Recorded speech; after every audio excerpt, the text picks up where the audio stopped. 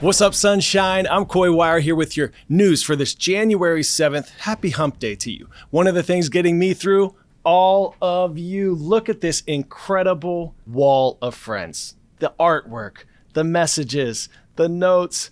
You are truly the GOATs. You are what make this the best 10 minutes in news. Thank you so much. It is also Your Word Wednesday. One of you helped us write today's show with a vocabulary word you submitted on the socials, so let's see if you're the one that's expanding our vocab today. Speaking of today, on this day in history, January 7th, 1927, in Hinckley, Illinois, the Harlem Globetrotters basketball team played their first game. The Globetrotters were the creation of a basketball coach in Chicago by the name of Abe Saperstein. At the time, only white men were allowed to play on pro basketball teams, but Saperstein wanted to change that. He created his team, then proudly promoted its racial makeup, naming them after Harlem, the famous African-American neighborhood in New York City. The son of a tailor, Saperstein actually sewed their red, white, and blue uniforms himself. The Globetrotters trained, played, and entertained, and they'd go on to stun the world, beating the world champion Minneapolis Lakers of the NBA twice in 1948 and 1949. 2 years later, the NBA lifted its whites-only ban and began to draft black players. Madison Square Garden and basketball is blended with comedy as the Harlem Globetrotters, complete with striped pants, take the field against the New York Celtics. Globetrotter Nathaniel Sweetwater Clifton became the first African-American player to sign an NBA contract when he joined the famed New York Knicks in 1950. Also, did you know that Saperstein is also credited with introducing the three-point shot to professional basketball? It is, of course, now one of the most exciting aspects of today's game. Next up, news that makes us consider the importance of obeying laws, building safety codes, and more. Officials in Switzerland are investigating a fire on New Year's Eve that took the lives of dozens of people. The fire broke out as folks were celebrating the new year at around 1:30 in the morning at La Constellation, a popular bar in one of the country's most exclusive ski resorts in Crans-Montana. At least 40 people were killed. 119 injured. The Swiss president has described it as one of the most tragic events in the country's history. Officials believe sparklers caused what's known as a flashover fire when they got too close to foam ceiling panels.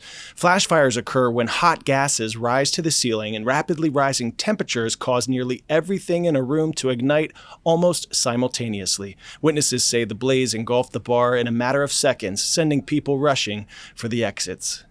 When I got back upstairs, I thought I was either going to die or I'd managed to get out. But the only way was through a window, but the windows were blocked. So I grabbed a table and tried to smash it against a window. I couldn't, and I thought, well, I'm going to die. But finally, I managed to kick the glass. It broke, and then we got out. Police have opened a criminal investigation into the bar's managers, who are facing multiple charges. They're investigating whether a rear exit was locked that night after eyewitnesses described having to force it open to rescue patrons. Officials say the bar had not had a fire inspection since 2019. One of the co-owners says the bar had, quote, done everything according to the rules, unquote. Vigils for victims have appeared throughout the resort village, and mourners gathered at an outdoor church service to honor them. Officials say at least 15 of the victims were minors, as young as 14, a troubling revelation that's raising questions over whether proper age checks were in place that night. All right, you have to listen to this. We have news out of Italy where a photographer stumbled upon thousands of footprints created by dinosaurs right near one of the venues for the upcoming Winter Olympics. Check them out. You are looking at the oldest and largest known collection of dinosaur footprints dating back about 210 million years ago. They were found by wildlife photographer Elio della Ferrera in Italy's Stelvio National Park near the 2026 Winter Olympic venue of Bormio. Some of the prints were 15 inches across, showing claw marks even. An estimated 20,000 of these Triassic period tracks were found over a 3-mile span in what was a coastal area in prehistoric times. Experts say they are the first dinosaur tracks ever found there and were likely made by long-necked, bipedal, or two-legged herbivores that were up to 33 feet long, weighing up to 4 tons. That's about the same weight as 3 mid-sized cars. Pop quiz, hot shot. Roughly how many pounds of trash does one astronaut produce in 1 month while in space? 100, 275, 350, or 500 pounds? If you said 275 pounds, you're stellar. The trash includes things like food wrappers and packaging, fabrics, and materials such as plastics and metals used in daily life and science experiments in space. Next, some out-of-this-world news that comes with a $3 million prize. NASA is planning its return to the moon with the Artemis program, and they want astronauts to stay there for long stretches of time. So, one big question that is looming, what are we going to do with all the trash they leave behind? There are no garbage trucks in space, no recycling plants. So NASA launched the Lunar Recycle Challenge, a $3 million competition asking scientists, engineers, and yes, students to come up with ways to turn waste into useful materials on the moon. What does it take to keep a lunar base clean and green? As NASA prepares to establish a human presence on and around the moon, reduce, reuse, recycle will become a universal motto, not just an earthly one. Just like on our home planet, future astronauts living on the moon will need to process waste, things like packaging, fabrics, and structural elements. In Phase 1, NASA selected 17 winning teams from the US and around the world. Their ideas range from using microwaves to break down plastic trash to converting waste into feedstock and 3D printed tools. Now those teams and new competitors are moving into Phase 2, with designs being tested and refined ahead of a deadline later this month. NASA says the technology could make space exploration more sustainable and improve recycling back here on Earth. From interstellar trash on the moon to an accidental garbage toss here on Earth, a team of adroit hospital workers in Iowa went above and beyond to retrieve a patient's prized possessions this week. Here's our Jeremy Roth with the story. A hospital maintenance department in Iowa became the ward of the rings temporarily after using medical X-ray equipment to locate a family's lost heirlooms in the trash.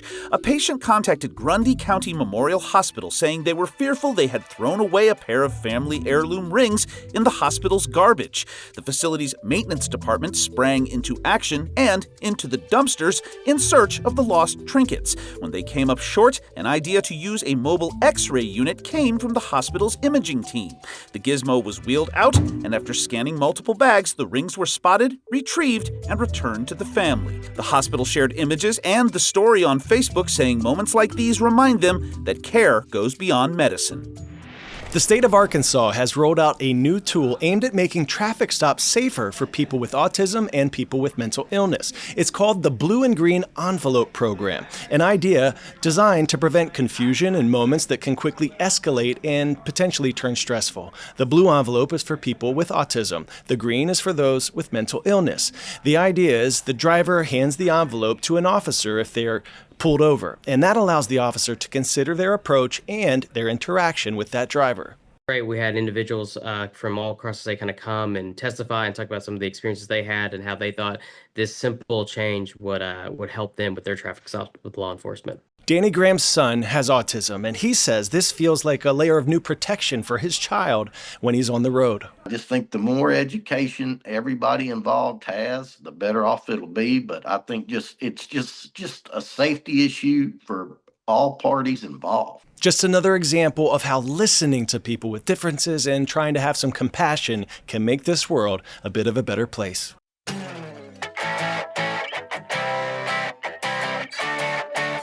Today's story, getting a 10 out of 10, defying the odds by hanging 10 and embracing the waves of positivity. Matt Henry, a hubby and dad from California, has terminal brain cancer, but it hasn't stopped him. And last year, he set an ambitious goal. Yeah, so set a goal for 365 waves, which it seemed like a big goal at the time.